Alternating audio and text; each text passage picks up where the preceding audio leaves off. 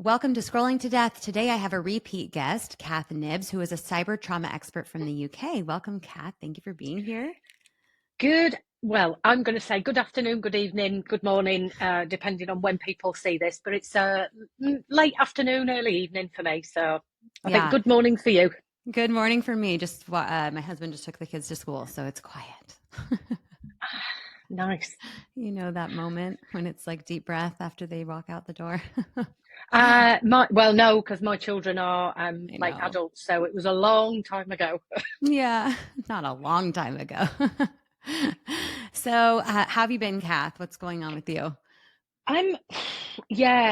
Things are quite busy in terms of finishing off my PhD at the moment, and really just getting more and more book ideas in terms of what I've been asked to do and being approached by people. So yeah, busy as always, as well as being in the office. Yes, right. And your Instagram has been, other level, like the videos that you're sharing. I know. I don't get it. I don't get it. It's really resonating. I have many people sharing your videos with me, and I'm like, I already know Cath. I already interviewed her, guys. Oh, but how lovely. I don't know what to do with this. So let's move on from that. Okay. Well, it's reaching a lot. Your message is reaching a lot of people. And so that's good. But today I'm going to cover with Cath a scary and complicated topic, and that is child sexual abuse material. So we'll talk about what is it? How does it happen? Can we avoid it? Lots of questions. But first, let's just start with Cath. What is child sexual abuse material, aka CSAM? Okay, so, well, I mean, the thing is, it does have lots and lots of acronyms, and what we're really talking about here is images of people under the age of 18. Now, we say 18 because around the world, that's usually the legal definition for adulthood. Whether that would cover vulnerable young adults who might be less than 25, legally, no. But when you start to talk about child sexual abuse material and what it is and how it happens, I think we have this definition where we use the word child, obviously, and child does mean usually somebody under the age of 18. But when you think about so the world I work in terms of brain development as a working with my clients, there are very, very many young adults who might have learning difficulties, have other special education needs, and they have the presentation of a child, even though chronologically they might be 23, 24 and 25. So whilst we have the legal definition, there is also something about thinking about developmentally, and we haven't gotten this right yet in terms of what we do in education. So to go with the definition, it's any image of a child who is, again, we've now changed the language. So it used to be called sexting, then it was youth-produced images, then it was, we've gone through so many variations as to what this actually means that we had an organisation in this country, and we will get round to the organisations. But the IWF in this country, that's the Internet Watch Foundation, we're talking about self-generated content, and the move to what we're now going to call first-person produced content is going to be used. And that the difficulty with that is it starts to move away from this idea of sexualized content. Now, the thing about child sexual abuse material is it is classified around the world by the companies that can remove it in three kind of ways. So there's they grade it in terms of what is being shown. And I think you've been talking about this on your podcasts and in your reels and so on. Children who share images where they're in their underwear still gets classified as sexual material. But also it gets into a very, very difficult space of nomenclature, of being able to identify what was actually happening in the image. And we often only see it in the perspective of when the child shares with another person or is asked, as I see it, is coerced or asked or told to share the image, but not when parents share images of their children in underwear or swimwear on the side of a swimming pool, which we know is also used by perpetrators of crimes against children in the same manner. Now, I know that wasn't a straight answer. I am fully aware that this is a territory where we can finger point, and I don't want to do that with anybody, because sometimes parents are unaware as to what it is that they're doing. Sometimes, and I'm aware that you've recently talked about this, there are parents who use their child's development and allure to child predators in order to make bank, basically. Yeah. And Sarah at Mom Uncharted covers that child exploitation topic very well. I touch on it here and there, but I point people to Sarah because that's all she talks about. So what's interesting is your differentiation of first person produced content. So that's photos being shared by the child would be child sexual abuse material. So if a parent shares a photo of a kid in a bathing suit or in the bathtub or something like that, and then it gets stolen and placed on a website, what would that be called? That's not child sexual abuse material. So under the definition, so this is that murky water. Yeah. And the way to think about this is to really talk about who collects, uses these images and what for. Okay. So this is the difficult bit. If we talk about that, there are, and it is primarily men. So this is not a sexist comment that I am making. Primarily men, and those are young men all the way through to the older man in terms of the stereotype. Men will collect these images for a number of reasons. Some of them might be to trade them. And I talk about this in one of my books. It's a little bit like Pokemon cards. People will trade them to say, what have you got? Is yours better than mine? I will, because we're all looking for, I don't know, if you're into Yu-Gi-Oh! Many years ago, you're looking for the Blue Eyes White Dragon type pinnacle card, versus some people who collect them for their own self-gratification. I'm sure I don't need to explain what that means. There are people who collect them to use them as an entry ticket into finding more disturbing material. And quite often we tend to see this as conversations that take place about people who have this material being on the dark net, and that isn't necessarily true. Excuse me. But the thing about these images, and I'm aware that there is a unit that does this, so I have to be careful how I say this, but in most circumstances, law enforcement are not allowed to hold and own these images in order to get into those particular spaces. So think of it as a seedy nightclub. Right. The law enforcement are not allowed to own these images. So usually having these images means that you're not law enforcement, and therefore it can be an entry ticket into some more disturbing spaces online. Okay. So you would clarify even if the photo is shared, whoever it's shared by, it's what it's being used for, who it's taken by, what it's yeah. Right. Okay. I'm clear on that. And you mentioned the dark net. And I think a lot of parents who are listening might think that these images do end up somewhere you would never find. You don't know how to get to it. But I heard a story from the UK. A 15-year-old boy came across an Instagram page that was in their story linking to a WhatsApp chat where they were sharing daily CSAM images. So it's not as far off and in this seedy area that we think, right? It's in WhatsApp, and where does this live? Liken it to a rat.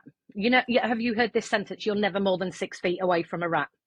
No. Well, it's maybe just maybe it's a UK thing, probably because of the plague. A ram, but rat. R-A-T. A rat. Okay, a rat. Okay. So if you think about the space that we have in the, and I'm doing air quotes, online world, there are these varying levels into which people can frequent and do their daily business.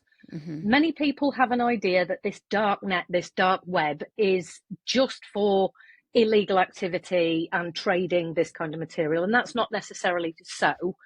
a lot of the material that is reported to the organisations such as the IWF, and I will go through these in just a second, the IWF, InHope, NECMEC, ICMEC, and some of the organisations that are underneath those organisations by name, they tend to have URLs, this is websites, reported to them that host lots and lots of images. So if we just go with some figures, and again, this episode is one of those you might need to take a couple of breaks from and have a cup of coffee, or some people might choose wine by the time they're done with this episode. Yeah. In one of the reports, so I think it was 2022, NECMEC, which is the National Centre for Exploited and Missing Children in the US, received 80 million reports. Now, many people go, wow, that is a lot of reports. Those reports are about websites, and on those websites are hosted thousands of images and videos. And it starts to become incomprehensible when you start to think about the number of children, the number of victims, the number of people that are trading these kinds of images. And those URLs that are reported are what we tend to call static websites. They're ones that exist. What we don't have numbers of are the live streamed events of this type of material taking place, because they are, as we're doing now, we are live now. And when we're finished, Nicki, we will be off here. Right. And unless there is a way to get into our meeting, we're here, we're done, we're gone. And that's probably the most difficult area for law enforcement to follow. And that is one of the areas that does have, for me, the most impact and the most worrying statistics going with it at the moment. So in this space that we're talking about, that would be places like Zoom or Teams, or, you know, the live streaming WhatsApp. You can do live streaming on many of the social media platforms, and on the back end of the social media platforms are spaces where people will have this material. And this is where we start to get to that really polarized and emotive subject matter, one that's really difficult to wrap your head around when you start to look at this end-to-end encrypted service. Right. Facebook and Messenger. Absolutely. So if you've just heard that I'm talking about live streamed and material that's shared without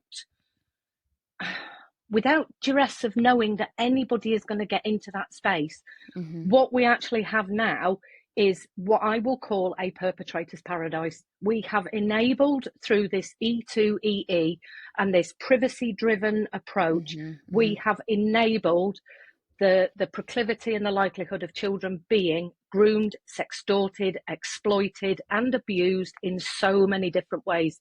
And let's just be really frank about this. It's not on. This is not how we look after children. No. Do we know where these photos or images or videos are being stolen from or taken from? Is there any data around that? So as I think on the first time we spoke, I talked about there are images that are shared by parents, and they're done in the most innocent way. You know, it might be on your Facebook feed, and quite often those images are taken. They can be, as we're now going to start talking about the AI stuff, those images can be taken, they can be manipulated, and they can then be recreated. So actually, here's a thought experiment. I don't know how this is going to go down, but imagine that. So I know that one of Mark Zuckerberg's children is called August, okay?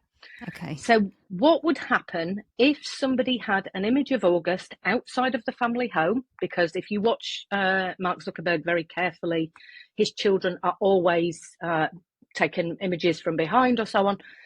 But in the public domain, there are CCTV cameras, there's people with cameras. But imagine for a moment that image was captured and a perpetrator decided to use an AI-driven program, piece of software, and create something that's abhorrent, that's about child sexual abuse, and to then use and trade that image. I wonder how long it would be before Mr. Zuckerberg changed his mind on E2EE. That was the big pushback when he opened that up.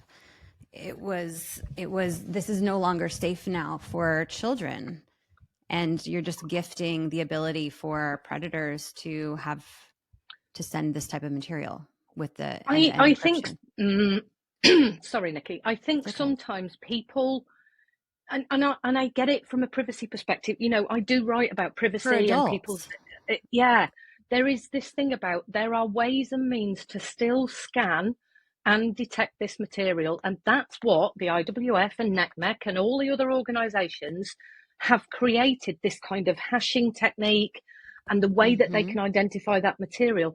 Actually, we could eradicate some of this material. Now, I know in my profession that would get into, let's call it sticky waters, right? Because if we had a system that flagged up, for example, words like sexual abuse, now perpetrators don't tend to use common language. Right.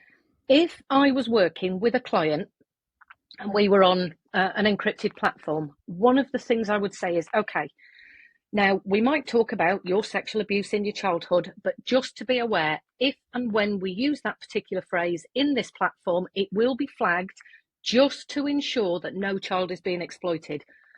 I'll tell you what my clients will tell me, and they will tell you, in terms of, there is not one client on the planet who has been sexually abused that would say, no, I don't want anybody to do that to protect other children.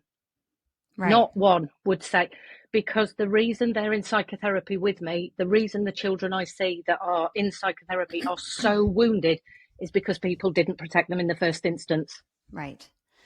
Okay. So technology does exist to catch these images before they're sent. Is that what you're insinuating here? Or they're sent? Yeah. Yeah. Go on. There are images. The way that images are identified is a bit like the. I'm going to go with things that people can understand in terms of the listeners and so on. So again, with the Pokemon cards, if you have identified Pikachu and you give it a hashtag, that's how Pikachu will be identified in the future. But if you make a rendered change on the image, you can still create a hash that says any changes to Pikachu, we can find those rendered images that are changed. There are ways that we can look at, and interestingly enough, it's AI that usually helps identify this. There are ways that we can identify certain aspects of certain images. Excuse me. No, it's not perfect. It's not perfect. Yeah. It's not going to pick up every single image. But if there is a way to detect a certain amount of nudity of children, so we're not talking about adults sharing images that they have consent to do so. We're talking about children who do not have the power to consent. Right. And that's usually rated on the age at which we say, okay, in the UK, 16 is the age at which you can have sex, 18 is the year which you can drive a car. I know it's different for the US. You can vote. There are things that we give age limits to. Right. And if we said anything under that, anything that had a way of being detected to protect children from being exploited and coerced and abused, there isn't one person who comes into my clinic who has been abused that would ever turn around and say, no, I value my privacy over the fact that this is happening to another child. Not one. But the general public may push back that certain people may say, I don't want all my conversations being monitored no matter what. Is that the pushback? And that's the polarized place. There is this thing about, and of course, most people, if and this is to do with humans, I totally understand this. Privacy is very, very important to all of us. And not all of us are gifted that process throughout our adolescence or our childhood in terms of public changing rooms at school, or when you go to do swimming or whatever it is. There is this thing about not all of us are gifted space to be private, but also there is an element of, and how would it be if your choice to protect, and I'm thinking here the big tech giants, okay, your choice to protect adults who don't want their conversations monitored over the fact that this could be a child you know personally. Right. And I think what tends to happen in big tech, and if you have watched over the last 15, 20 years in terms of what has happened, people tend to only talk about what has happened and how they're angry about what has happened when it involves somebody they know or it involves themselves. And sadly, that is part of human nature, is we Mm-hmm. think it will never happen to us, so we don't need to worry about it until it does happen to us. And then it becomes something that we become outwardly spoken about. And, you know, I've seen this with certainly people who have left big tech and are now saying, and I was watching this actually on a LinkedIn post recently, Yeah. where people are saying, but if this happened to you personally, how would it be? It would Mm-hmm. be different. It would be Right. different once it's happened. And what we're trying to say, certainly those of us who work in this space, is, well, let's not let it happen. Let's not let Right. it happen to any children, let alone yours, talking to the big tech giants there. Well, and it could be happening to this person's child. They wouldn't know, right? We don't know if our child's photo is being stolen or used for CSAM. Mm-hmm. Yeah. And there's no way for us to know that, right? Not until, yeah, absolutely. Not until it's leaked or somebody says, usually this is how people find out about affairs and so on, isn't it? If you think about the Mm-hmm. adult world, you don't know your partner is having an affair till somebody says, by the way, I saw your partner, I saw your Mm-hmm. da-da-da-da-da with Mm-hmm. somebody. And that's when people piece things together. Mm-hmm. Right. Okay. And this is a general thing with any online harms. It's not my kid. That wouldn't happen to my child. But every family I talk to who's been harmed or a child has died, it was a normal kid and they never would have imagined this happening to Mm-hmm. them. Mm-hmm. Yeah. So you already shared, I was going to ask about like what's the magnitude of this issue, but you shared the stats around how many websites are being reported. And that's just the website link with thousands and thousands Absolutely. So of I photos. can give you another stat that I hold in my head is Mm-hmm. during lockdown.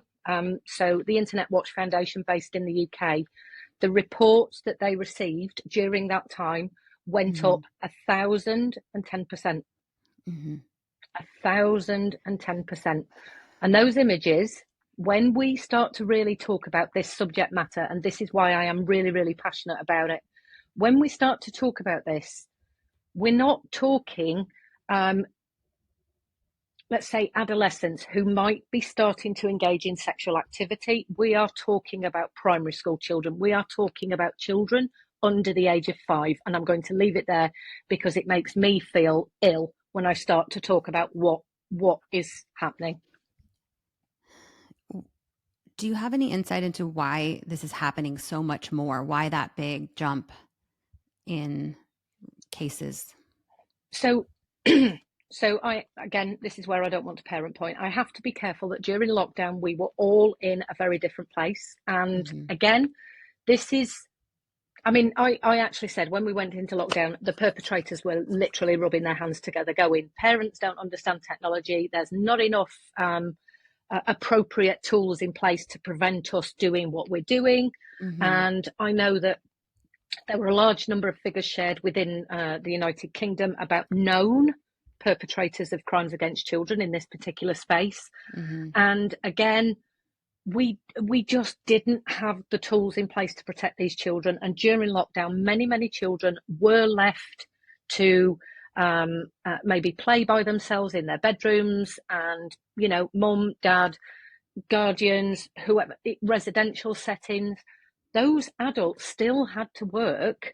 And although they weren't leaving the house and leaving them in the company of another adult taking care of them, Mm-hmm. sadly, what has happened, and this is one of the lines that I've got in my books, is parents make an assumption about technology in the same way they make an assumption about school. It's run by adults who have a vested interest in keeping people safe, and therefore my child will be safe. And Mm-hmm. sadly, that is not so. Mm-hmm. And the perpetrators are in such a unique position at this moment in time. They have been for 27 years. The technology isn't adequate to prevent them. Parents are not educated enough, not because they're naive, but because we haven't had these conversations. Mm-hmm. Education systems think the parents should be doing this and looking after the children, and the governments are telling the parents and the schools that they need to be doing the education and looking after the children.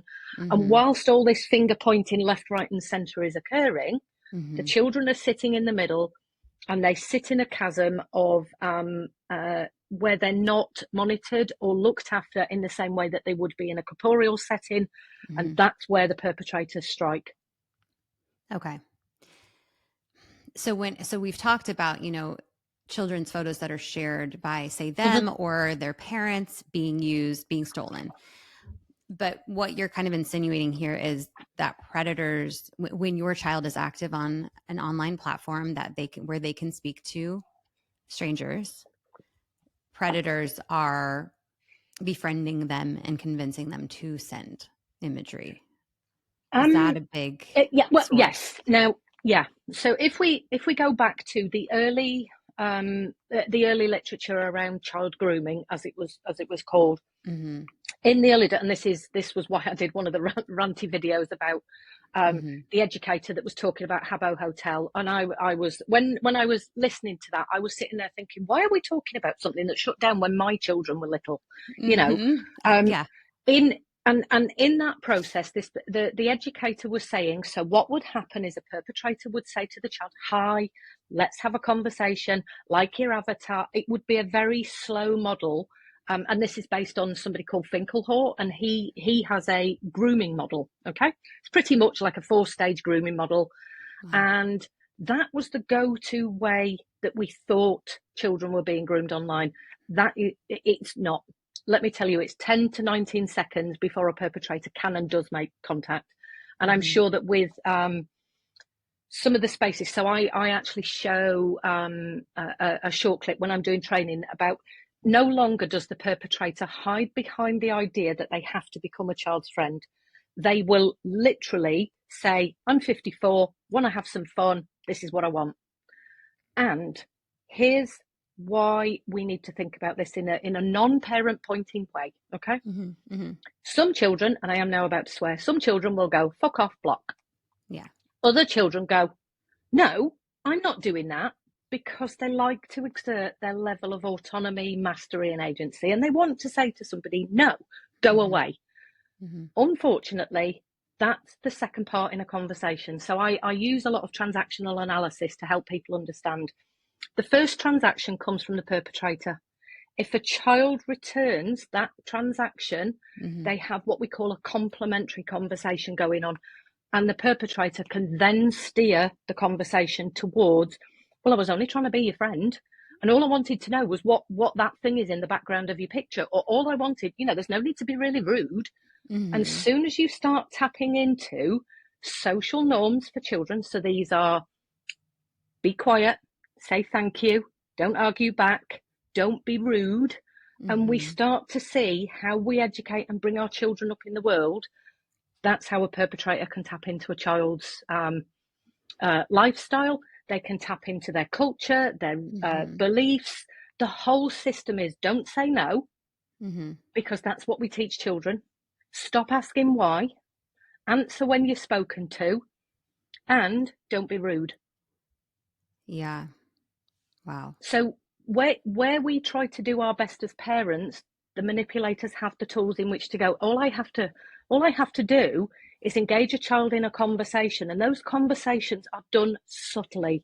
And this is why some of the training that exists around, don't talk to strangers, don't talk to people online, don't add randomers, and those sorts of conversations. Sadly, we're not talking about the subtleties of human conversation. And the subtleties are the way that perpetrators make their connection. It's the way that they create a rapport. And I say my job is to do that as a therapist, to make rapport with a child. And I have all of this psychology and human behavior knowledge in my head with which to work with a child, and the presentation and maybe the learning difficulty or the mental health diagnosis. Don't you think the perpetrators know? And they know much more than most of the skilled human behavior theorists that exist on the planet. They need to be good at their job. Kath, it seems like our children just shouldn't be able to talk to strangers on these social media sites. Yeah. They're not old enough and mature enough to vet these people. That I wouldn't be able to vet these people. You don't have enough information. But no. I'm an adult with a developed brain that can say, okay, this feels weird, I'm not going to engage. But we're allowing our children to have to make that, or we're putting our children into situations where they have to make those decisions and vet these strangers? Well, yeah, yes. I mean, that would be the lovely go-to response, isn't it? Just stop. And sadly, that's the horse Yeah. gate bolted. We are where we are. Yeah. What would be helpful is if we Mm-hmm. could help parents understand, there are so many predators online. That's scary. And so here's a little bit in neuroscience. When we try to educate people and we scare them, so a lot of the approaches at the moment are shock and awe and don't do this and look how many people are. That creates a fear shutdown. So people will stop listening. They go, not me, not my child. I've educated my child. Mm-hmm. Okay, Mm-hmm. I'm going to tell a story.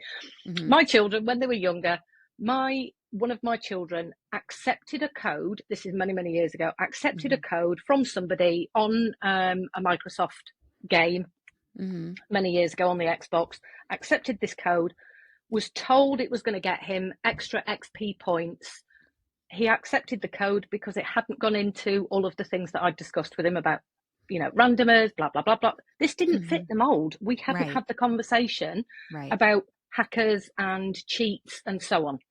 So he accepted the code. I got an email from Microsoft, as you do, saying, we've now banned this account. And I was like, what the holy heck? Mm-hmm. What has occurred here? Yeah.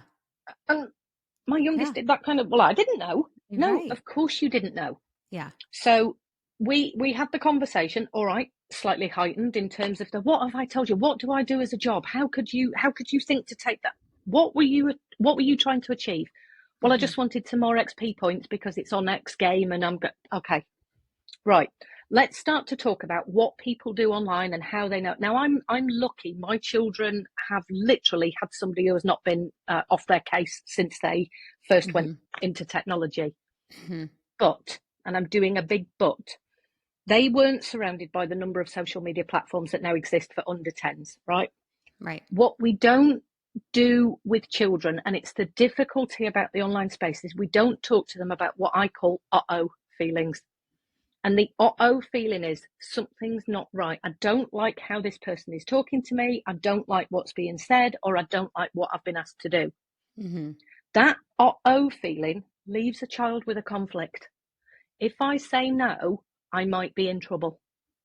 If I say no, then what will happen, because this person has said that they're going to tell my mum that I've been on, let's go with Omegle because it doesn't exist anymore. So I know that lots of children have been on Omegle. And if I said no, that person says they'll tell my mum I've been on Omegle, or they said they're going to tell my teacher that I've been on Omegle, or I could get in big, big trouble. And shame and uh-oh feelings go together.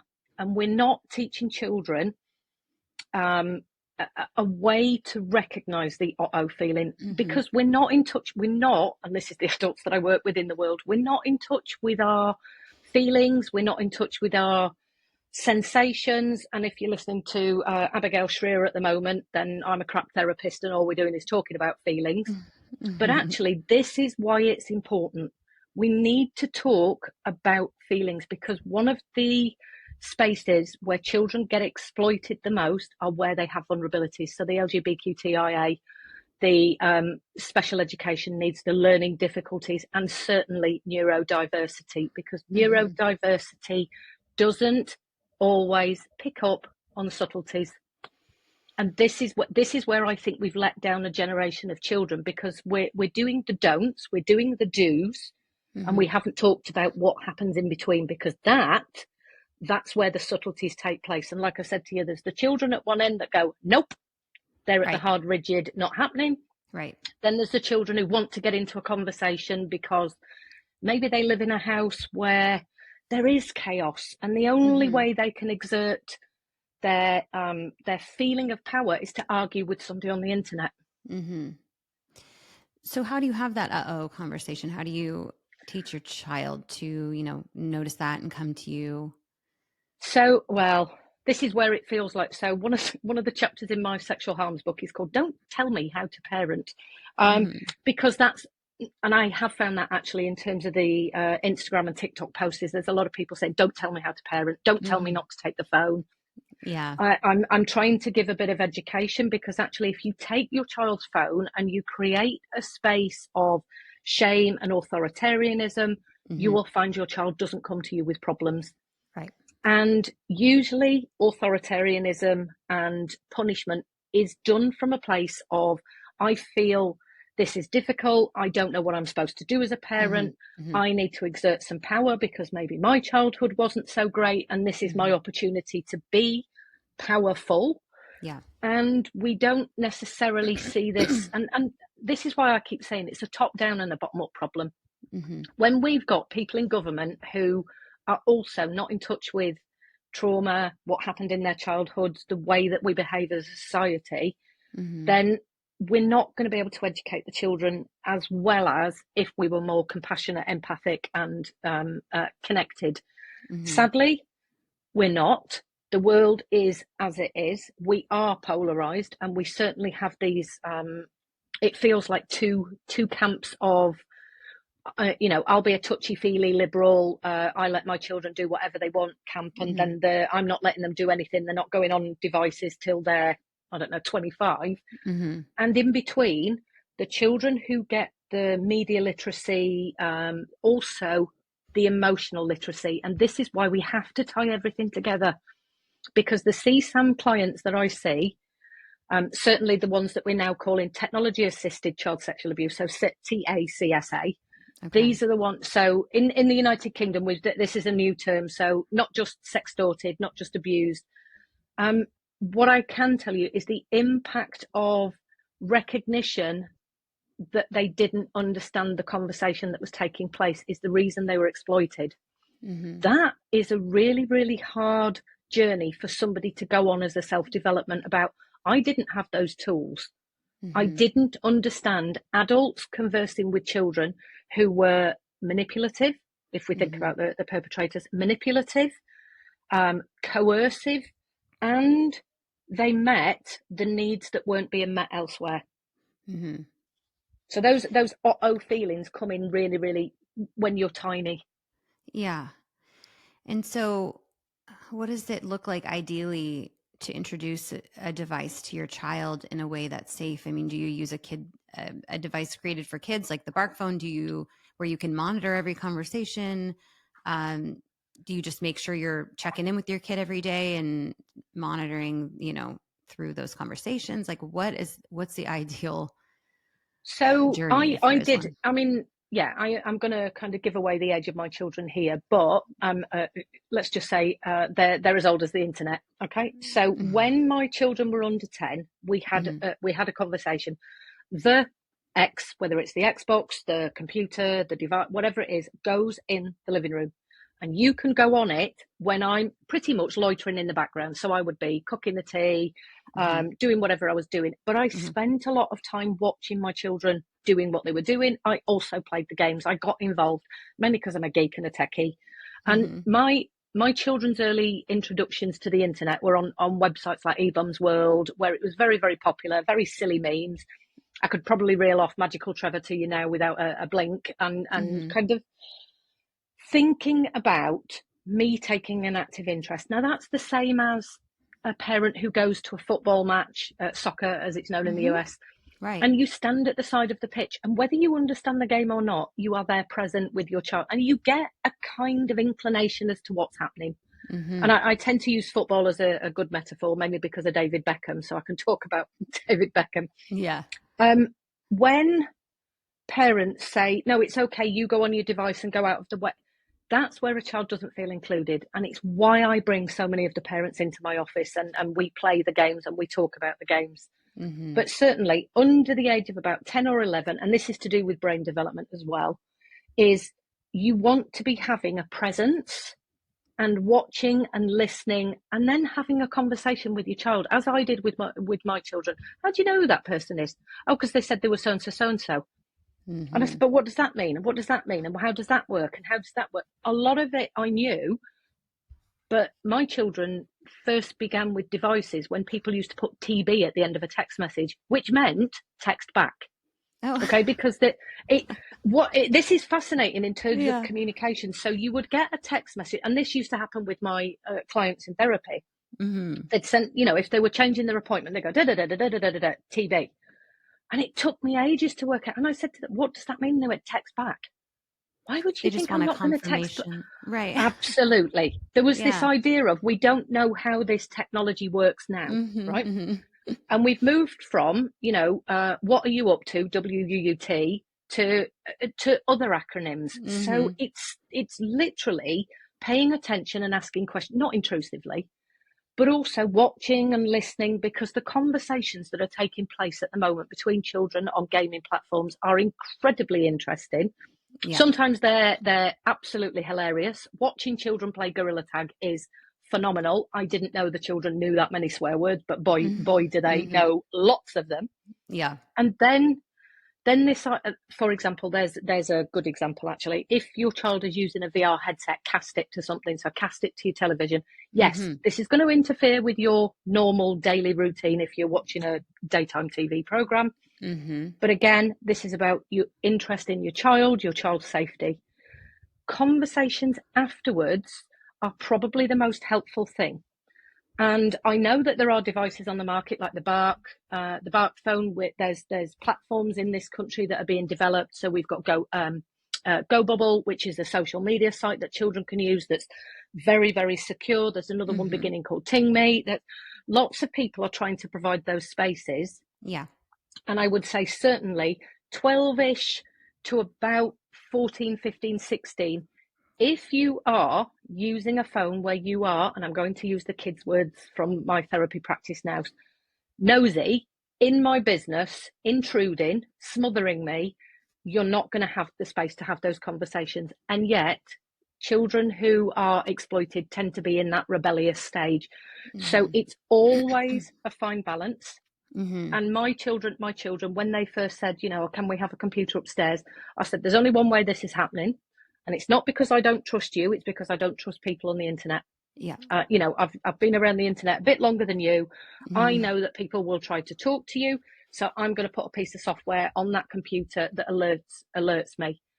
When I first did that, so this is going back to the early 2000s. When I did that, I was getting over 2,000 emails a day. What? Because they were on Habbo Hotel. They were on Club Penguin. They were on, where else? World of Warcraft. They were on RuneScape. Right. All of the big MMORPGs, the multimedia role-playing games that were online. And of course, conversations were happening with other people, not my children. And I just thought, this is overwhelming. But what it did do was give me the inclination to say, okay, we need to tailor this, and we need to do it in a way that's non-intrusive. Right. And we need to talk about what's happening on Facebook and how do you know that people are who they are. So we would have those conversations when they weren't on the tech. How do you know that person over there's got a job? How do you know that person over there's... And they're seemingly questions that are not connected, but actually it's about human beings. Yeah.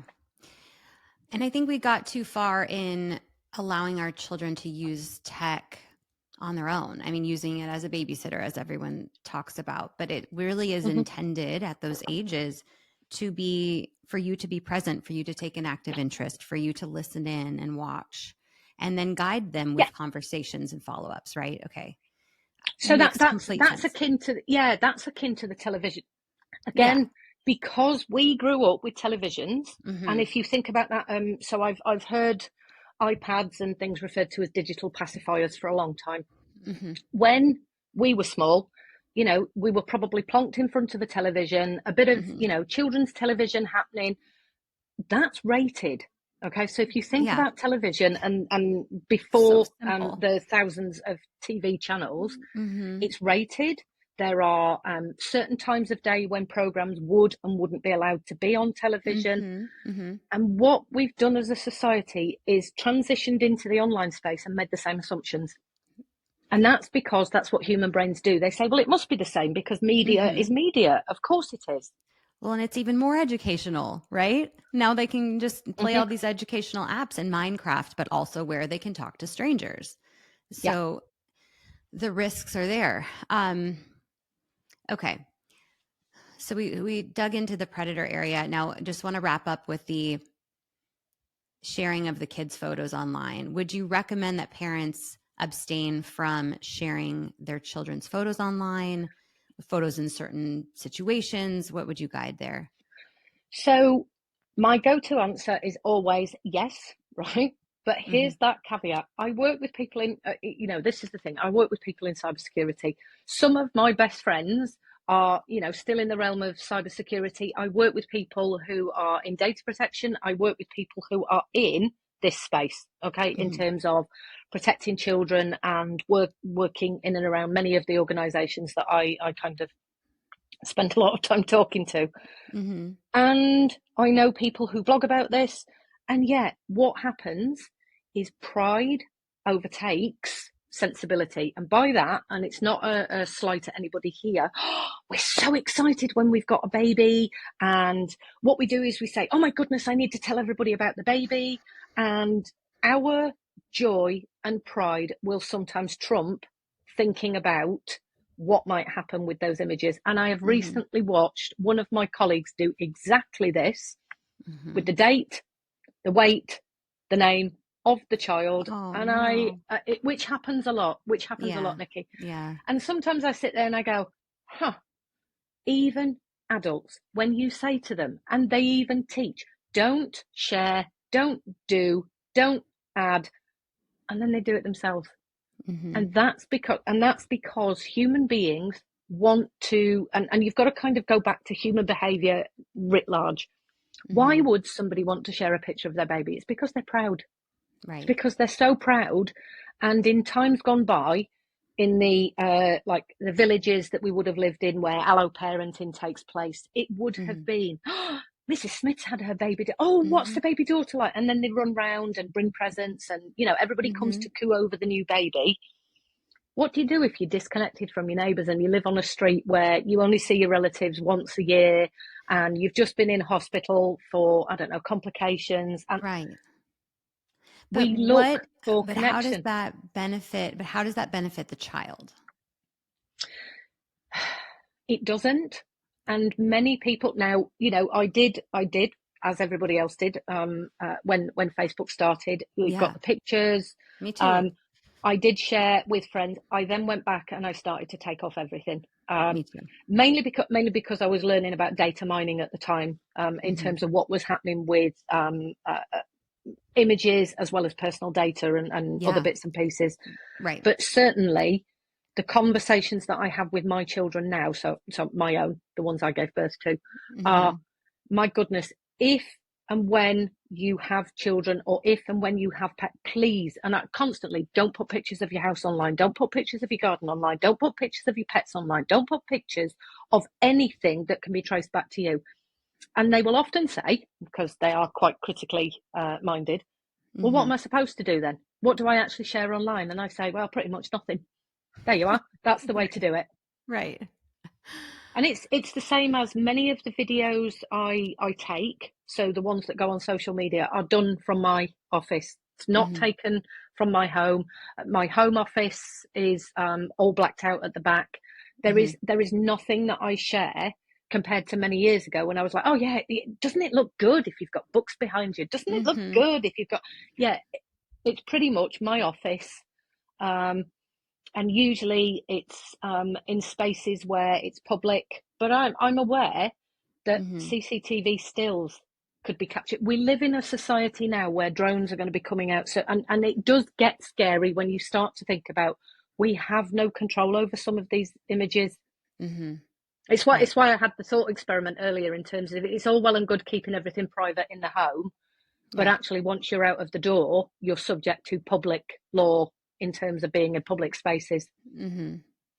Yeah. And, as an adult, we can decide what we want to share about ourselves. And there's a lot of personal information that people share, but I hope that parents think more about these risks around child sexual abuse material, but also, personal information sharing, creating digital identities for our children, all those things that I've covered in other episodes. But for today, I hope that parents just think a little bit more critically about sharing their children's images online. Also, open up the conversations around speaking to strangers, doing a little bit more monitoring of their technology use. Anything else parents should know about child sexual abuse material before we start to close out here? I think it's that icky. I think it's that icky part of it that your children are a commodity to these people. They have no interest in your child's mental health. They have no interest in your child's welfare. What they do have an interest in, you would not like to know. And quite often that's the conversation that I will have with adolescents in terms of, it's not about sharing an image with your boyfriend, girlfriend, or partner. It's about who might get that image and what they might use it for. And that thinking starts to make you think about, actually, would I want somebody to be, I will be very frank now because it's towards the end. Would I want somebody to be masturbating over the image of my child? No. So maybe don't put it in a place where somebody can get the image in order to do that. And Kath, is it true that most of the images stolen from, say, a parent's profile are by people that we know tangentially? Is there any data around that? Not unless people are arrested or unless there are chains of tracking it back. But Okay. certainly, we know from the real world. This has been part of our understanding. Wherever there are children, there are adults, and wherever there are adults, there are children. And we know, no matter what precautions we have in the real world, adults still harm children. And quite often, the first thing out of people's mouths when somebody is arrested is, "Oh, this seems such a nice person, and I knew them." Exactly. You probably do know them. Yeah, and right. They're not marketing the fact that they're a predator or a pedophile. No. They're everyday people that could live on your street or be in your family, God forbid, or friend group. You just don't know. And yeah, I think one thing to be aware of here, Nicki, is some research that recently came out at the end of last year, which is that there are men who will be looking at this imagery not for a sexual kick, but just because they can. And if that's the space that we're now moving into, do we really want people looking at images? And again, it's done so naively. Schools that take pictures of children when they're at a swimming gala, and really thinking about what children are doing is quite innocent more times than anything else, sure. apart from situations that I think you've talked about where people commodify their own children.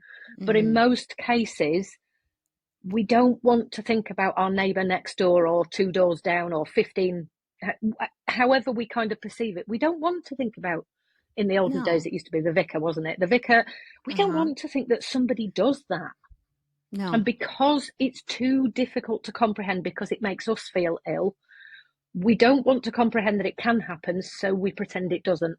And sadly, that's the thing that we're now getting to understand. And lots of the organisations that deal with this material frequently are, I would say, after 25 years, they have got very impatient, they've got very cross, and sadly, it feels like they're now starting to tell parents off. You should not be. And actually, let's start to talk about, it's the adults that should not be. We get the message back to front so often. Yeah. But I'm hopeful that if parents hear something like this, they will be more careful. They will have these conversations. And so, yes, it's uncomfortable, but I hope that parents listened with, their eyes wide open and with their heart open. And just, it's important that we protect our children over our pride, right? And there are many variations of how this can be done. You can make small adjustments to what you're doing to help minimize the risk of this happening to your child. Okay. Kath, I think we have to. I yeah. think we have to, Nicki, because the tech giants are not going to do it until there is that big thing. We have to, as parents, and the bit that's anger-inducing, I suppose, is we should not have had to. It should have been one of the safeguards that was in place right from the outset, and it wasn't. And we're now where we are. Well, our kids are products to these big tech companies, right? They're for sale. These big tech companies are making money off of each of our children. So we put our kids online. They're a commodity to the big tech companies. They're a commodity to the predators. I mean, it's just a scary, scary place. But we have to have these conversations, and we have to listen, and we have to think critically about this. And I'm grateful that we have you working on this. I know this is not a fun thing to have to work in every day, right? You're just in it and hearing the stories and writing and educating, but it's, again, so important. And so remind listeners where they can connect with you on social media, on your website. Well, social media is now TikTok and Instagram. They're Oh, probably the easiest places to. I mean, TikTok tends to be children or conversations that are slightly different. I find the adults are on Instagram. yeah.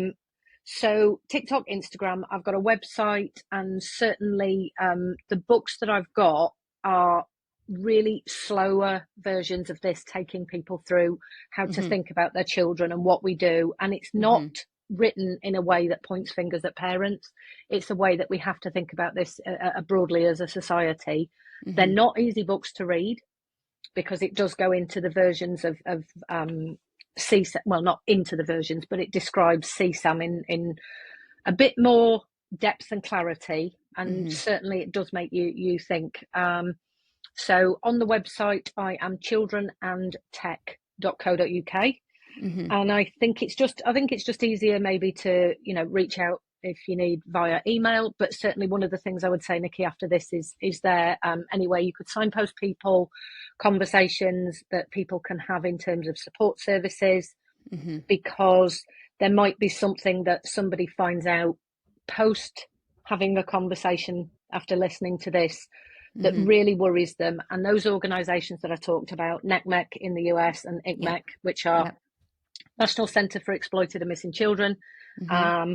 We've got the Internet Watch Foundation in the UK, In Hope, which are pretty much, now they did used to be kind of like European, but they are global. There are so many ways to report these images, these websites, and there is something that can be done.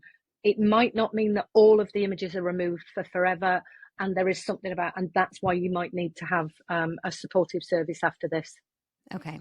I will link to all of those services in the episode notes and to Cath's social media pages and website. So thank you, everyone. Thank you to everyone for listening and learning about this important topic, just being open to this conversation. Give Scrolling to Death a follow wherever you're listening so you can be the first to know when a new episode drops. And Cath, thank you again for having this conversation with me today. You're welcome.